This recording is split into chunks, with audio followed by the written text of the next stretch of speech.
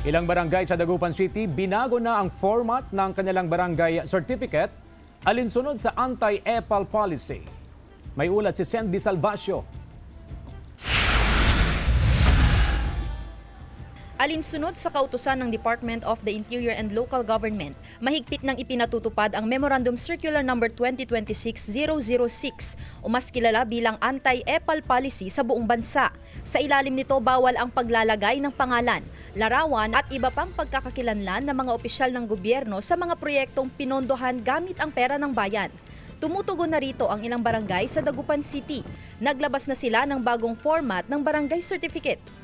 Isa sa mga nagpapatupad nito ay ang Barangay Bulosan, kung saan inalis na ang pangalan ng mga barangay official sa bagong certificate. Isinusulong na rin ito sa buong probinsya ng Pangasinan. So expected na yung ating mga LGUs, sisimulan na yung pagtanggal ng kanilang mga mukha, pangalan sa iba-ibang mga proyekto, mga ongoing, completed na mga projects dyan.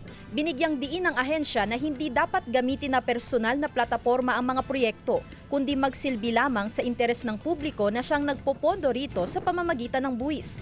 Suportado rin ito ng mga probisyon ng 1987 Constitution, ng Code of Conduct and Ethical Standards for Public Officials and Employees at ng mga patakaran ng Commission on Audit. Siguro in a short period of time, pwede nilang maalis yan. Pero kapag medyo madami, meron din tayong mga susundin na mga policies and guidelines. Kasi hindi naman po pwedeng gibain mo na lang agad-agad yung isang existing property kapag andun yung pangalan, your image ng isang politiko. Sang-ayon sa naging hakbang ang ilang residente.